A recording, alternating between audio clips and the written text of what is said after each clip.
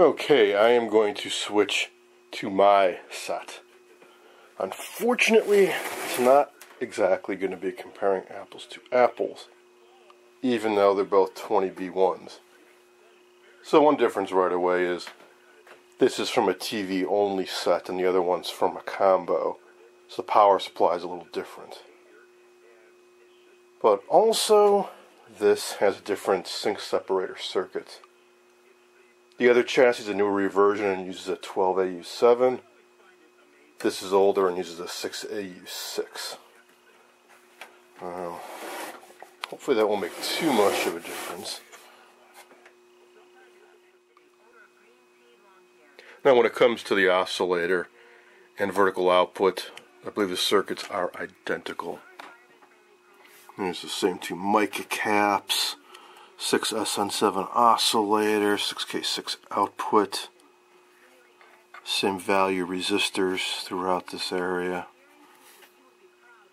One difference I thought was curious is that when I came to replacing the 3-sectional electrolytic, in this set I just kind of have them still floating here.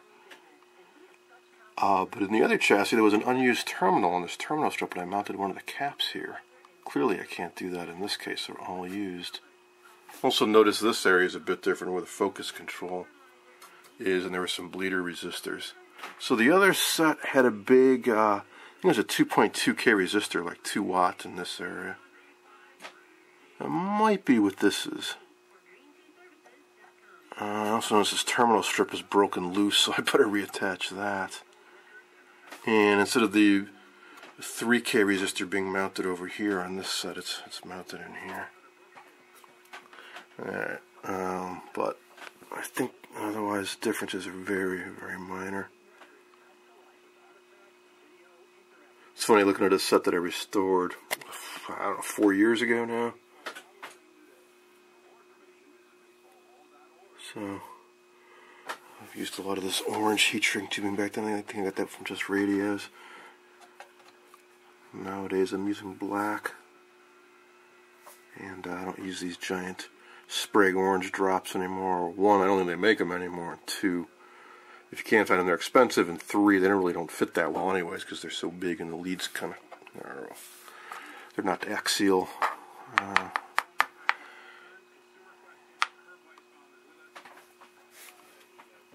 Anyways, yeah, it's kind of coming back to me. Cando must have been bad on this guy, and I mounted a new one just floating in space here.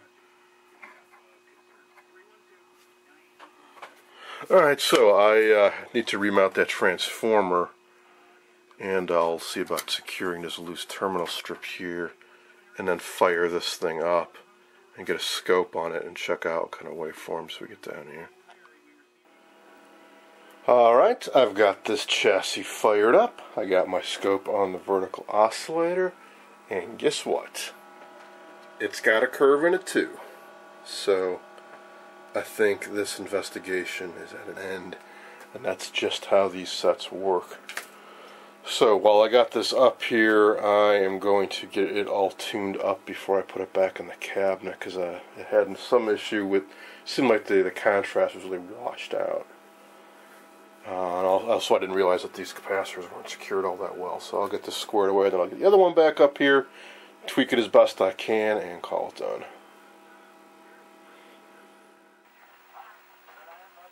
I cleaned things up underneath the chassis, and now I've got it powered up with the signal source, and now I think you can see the problems I was referring to. Very, very, very washed out picture.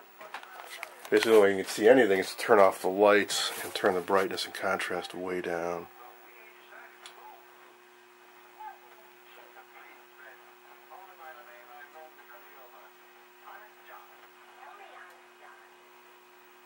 Having a very hard time getting a sync too.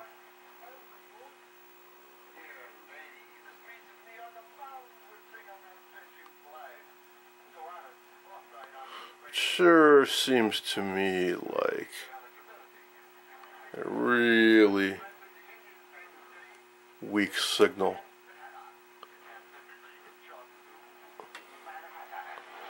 Sound is okay though.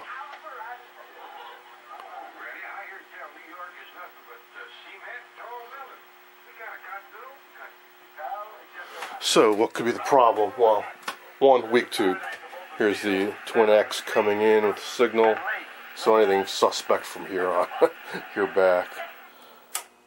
So 2 tubes in the tuner, and on the video IF on the left and sound on the right, and then the sync separator and inverter back there, and that metal tube there is the video amp.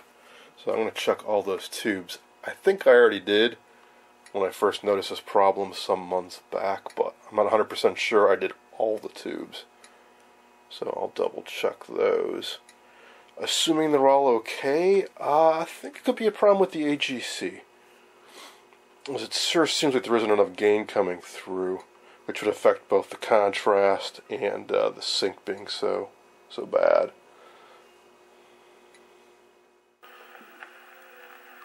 I think I might have found the problem. Swapped out all the tubes starting from the video amp and sync separator, worked my way back, all with known good tubes, and I got to the tuner. Now, normally there's a shield over both of these tubes. 6J6 glows pretty bright so you can see it, but 6AG5, hard to tell because it doesn't glow that bright when the shield's on there. Well, I popped it off and check it out. It's completely dark. Well, might be dead, but might also be a really dirty socket, so it's rocking it around, and hey, there we go, it's lighting up. Let's see if that has some impact. I expect it will.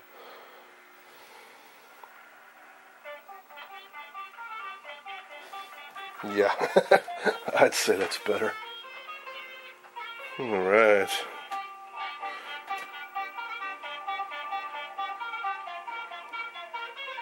That was more like it.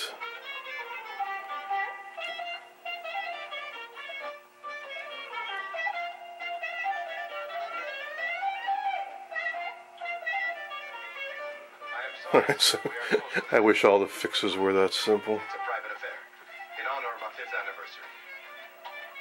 If you care to make a reservation, anytime. Alright, so now that I seem to have this set working properly, I can get a test pattern going and tweak the vertical height linearity and see how this set compares to the other. I can tell things aren't quite right now. The picture is up too high and people look a little bit crushed, so I suspect the settings are off. The mortgage on that wine country of yours. Oh, come on, Mark. There's no way. I could never do that. My old man would never let me do that. Look, let me have a new note on this place, huh? So I got the vertical alignment adjusted as best I could. Then I tried to do the horizontal, and I found the drive control was wide open. Normally you tighten down the trimmer capacitor as much as you can, and then back it off a little bit to fine tweak the linearity. The idea is you want to use as little drive as possible so you don't overload the horizontal output tube. Well, here's what I've got when I do that. So obviously things look really bad over here, but it's not actually really compressed so much as it is folded over on itself. So if I adjust the horizontal hole, it's kind of funky. Like what I think is actually happening is kind of like wrapping over on itself. There's some kind of, must be some real funkiness in the horizontal drive to the yoke at that extent of the picture. Now, what might be causing that? Well, I don't think it's any matter of tweaking the horizontal linearity coil or anything like that. There's got to be something wrong inside that high voltage cage. So let's take a closer look.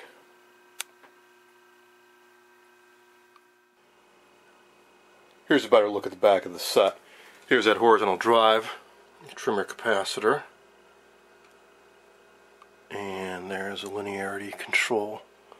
Linearity on the left, width on the right. So if I really play around with those and back that drive out all the way, I can make things sort of acceptable, but as I was saying, you shouldn't have to drive things that hard. And it still isn't as good as it should be.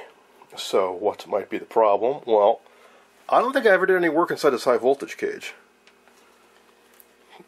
I noticed that both the resistors underneath the high voltage rectifier are the original. That would be a 3.3 ohm in parallel with the filament, and 1 meg in series with the high voltage lead, and horizontal output tube looks to be the original.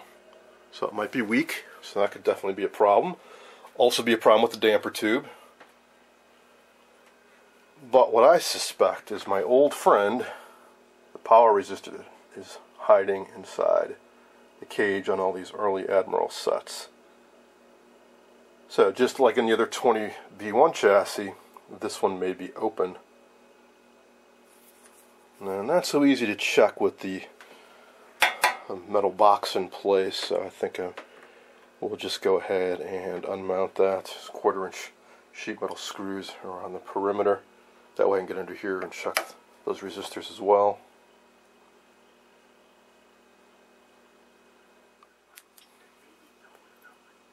Got the high voltage cage out of the way, so now I can take a good look in here.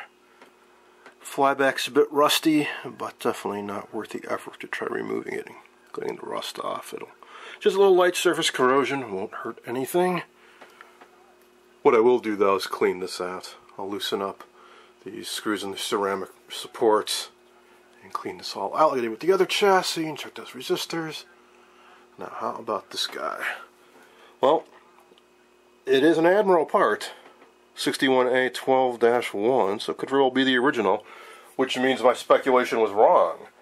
When I was working on the other chassis and I saw how short this was and that the mica washers were oversized, I just assumed that, oh, the original must have been larger and the replacements, a bit undersized. But no, that may very well be how they were just made.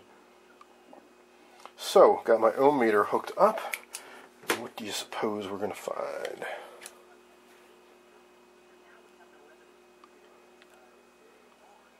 Shocking, it's completely open. No resistance whatsoever. So, it's an oddball value, a 6.5K I do believe, so now I'm going to have to cobble something together like I did for the other set to replace it. Because they don't make this value anymore, not in this wattage, not readily available at any of the places I looked at anyways. Here is the original resistor removed, and here's what I replaced it with. It's a 10K in parallel with a 56K, which gives you almost exactly 8,500. Not maybe the greatest solution, but it'll certainly work. I'll probably end up restoring a few more of these types of chassis, so I'd like to find something that I can readily order up that would be a little bit cleaner replacement. Maybe that would be a 10K adjustable, although those are a little expensive, so I'll just keep my eyes on maybe some will show up on the surplus market. I also cleaned up the high voltage area. The resistors were close enough to their stated value, so I just left them in place. So there's one other thing I want to deal with before I try powering this back up, which is the fuse. It's a 1/4 amp fuse that goes into this fuse holder, and when I got this set, either it was bad or somebody had jammed a higher amperage fuse in there. Either way, I didn't have anything that would fit in this, which is kind of an oddball, smaller type size, so I tacked in a 1/4 amp pigtail fuse across the terminals. Well, since then, one of my online friends sent me a little pack of 5 1/4 amp fuses. So I'm going to unsolder my pigtail fuse and pop in the real deal.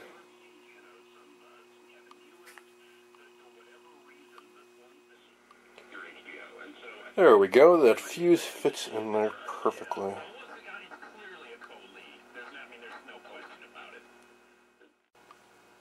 Let's see if that did the trick.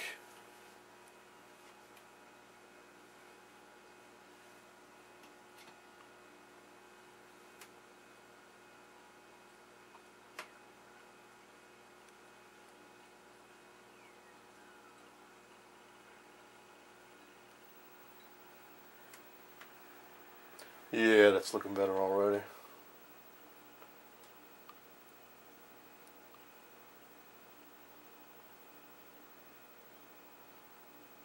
So the horizontal linearity isn't perfect, but there isn't that weird, funky crossover junk on the right-hand side. And it's not super stretched out on the left-hand side either.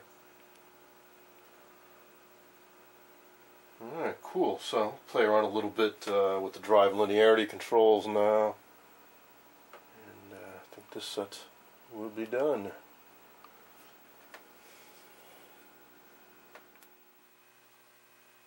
I buttoned the set all back up, reinstalled the high voltage cage and so on, and spent a while tweaking the various controls, and I was finally able to get this, which I think is pretty darn good. And that circle is about as circular as I think I will ever get it to be. So if I could achieve these same results on the other chassis, I will be quite happy. So that's a test pattern. Now, how about some actual programming?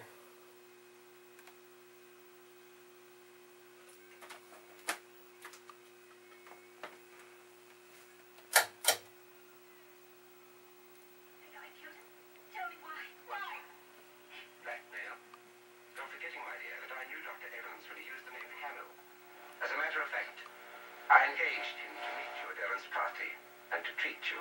I was never his patient. I never went to his office, not till that day. That was part of the subterfuge, since I could never get you to see a doctor like any normal woman. He was supposed to diagnose your problems and report back to me. But he didn't report back to you. No. Andrew, don't you see? You're the one who is ill. You didn't hire him to treat. Hello, here. Dad, I'm doing everything I can to keep him here. I'm even sitting on him.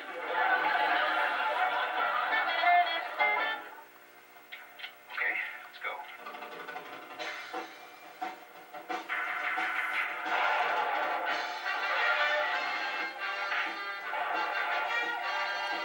Garrett, p11o. Bookin'. It's the original. We've got to know about it. It's Hawaii 5-0. It's here. It's here. Weeknights at 6 on V2. Exactly. Exactly.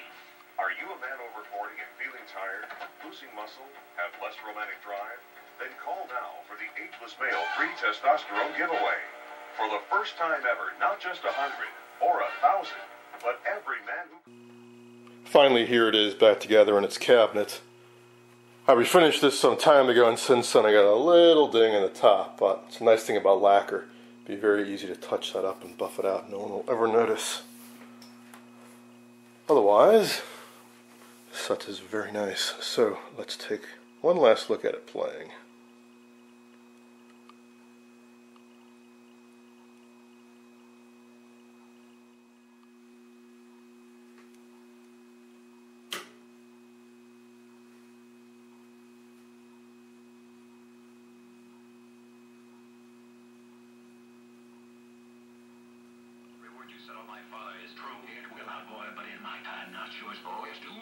You will, you can torture me, beat me, even kill me, but the truth will ring free over the sound of your hired guns. Wait a minute, sonny, I ain't through. Above the clank and the clamor of the chains with which you've enslaved your neighbors.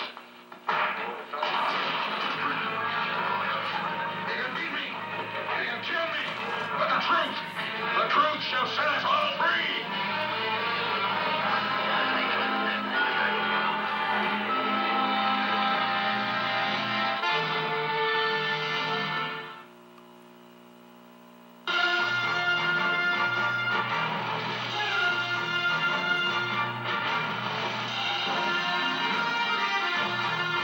It was a long time coming, but I hope you enjoyed this finale, for now, to the Admiral 24 C16 restoration.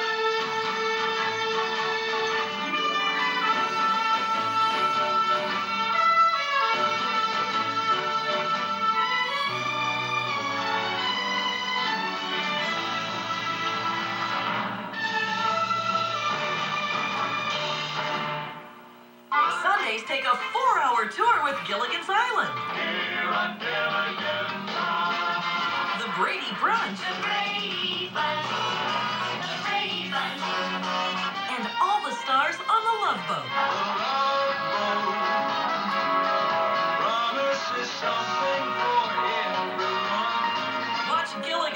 Brady Brunch, and The Love Boat. That's what I call a happy ending. Sunday starting at 11:10 Central on